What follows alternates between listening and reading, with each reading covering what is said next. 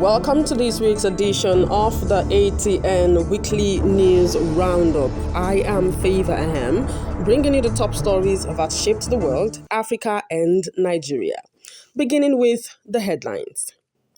Zelenskyy says U.S. security agreement for Ukraine is ready for signing. Xi Jinping insists China poses no threat to the world. Gold surges past $5,500 amid Iran tensions and a weaker dollar. Indian Deputy Chief Minister Ajit Pawar killed in plane crash. Israeli strike kills Lebanese television presenter in Tyre. Polar vortex triggers life-threatening cold across the United States. Rwanda sues the UK over scrapped asylum deal. Burkina Faso bans all political parties under junta rule. Anthony Joshua breaks assumed silence after deadly crash. Now the news in detail, beginning with news from Ukraine, where Ukrainian President Volodymyr Zelenskyy has said a long-awaited U.S. security guarantees agreement was fully prepared for signing. Speaking during a visit to Lithuania, Zelenskyy said talks involving Ukraine, the United States, and Russia had concluded, and Kyiv was now waiting for a formal signing date. He explained that once signed, the document would require ratification by both the U.S. Congress and Ukraine's parliament. Zelenskyy also renewed his call for Ukraine's European Union membership by 2027, describing it as a crucial economic and security safeguard for the country's future. In Asia, we have news that Chinese President Xi Jinping sought to reassure global partners that China's rise would not threaten international stability. During talks with British Prime Minister Keir Starmer in Beijing, Xi said China had never initiated war or occupied foreign territory, regardless of its growth. His remarks came amid rising geopolitical tensions and growing Western concern over Beijing's expanding influence across trade, technology, and security. Global markets were also rattled this week as gold prices surged past $5,500 an ounce, setting a new historic record. The rally was fueled by fears of a possible U.S. military confrontation with Iran and continued weakness in the U.S. dollar. Investors flocked to the precious metal as a safe haven, pushing its gains to more than 20% this year. Analysts noted that gold had risen sharply since President Donald Trump's return to the White House, a period marked by trade disruption and geopolitical uncertainty.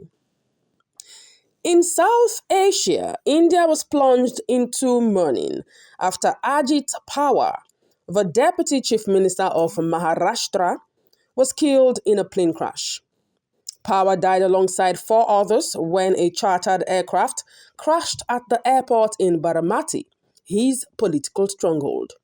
Authorities said poor visibility may have contributed to the accident, and an investigation was launched by aviation regulators. Prime Minister Narendra Modi led tributes, calling Pawar's death shocking and deeply saddening as preparations were made for his funeral.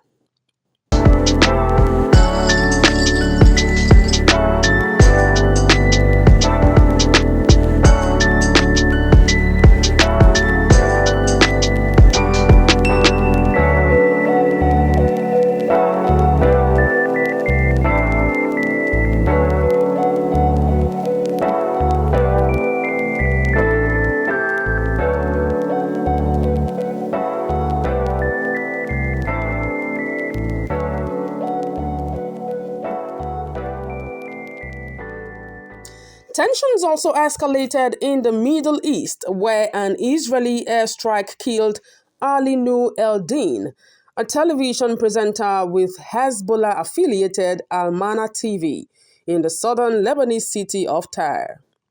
Lebanon's information minister condemned the attack as a violation of international law and urged the global community to act to protect journalists. The killing came as Israel intensified strikes across southern Lebanon, further heightening regional instability. In the United States, millions endured dangerous winter conditions after a massive polar vortex settled across much of the country. Following a historic storm that battered more than 40 states, Arctic air drove temperatures far below seasonal averages for over 220 million people. Officials warned that refreezing ice and snow could worsen power outages, particularly in southern states unaccustomed to prolonged extreme cold. Meanwhile, Rwanda has launched legal proceedings against the United Kingdom over a controversial asylum seeker agreement that was later abandoned by London. Kigali accused the UK of failing to formally terminate the deal and of withholding agreed payments. Rwanda is seeking £50 million in compensation through arbitration at the Permanent Court of Arbitration in The Hague. Officials said the move was taken after repeated efforts to resolve the dispute diplomatically failed. In West Africa, Burkina Faso's military government has announced a sweeping ban on all political parties, whose activities had already been suspended since the junta seized power in 2022. Authorities said the decision was part of efforts to rebuild the state and address what they described as abuse under the multi-party system. Critics, however, warned that the move further entrenched authoritarian rule and silenced dissent under Captain Ibrahim Traore's leadership. Back in Nigeria, boxing star Anthony Joshua broke his silence following a tragic road accident that claimed the lives of two of his close associates. In an emotional video message, Joshua described the victims as his brothers and reflected on the loss with visible grief. The former heavyweight champion had been a passenger in the vehicle involved in the crash on the Lagos-Ibadan expressway, sustaining minor injuries himself. His message marked his first public appearance since the incident and was met with widespread support from fans. And that is it on this week's News Roundup. Join us again next weekend for the top stories shaping the world, Africa, and Nigeria. I am Favor Aham. Thank you so much for watching.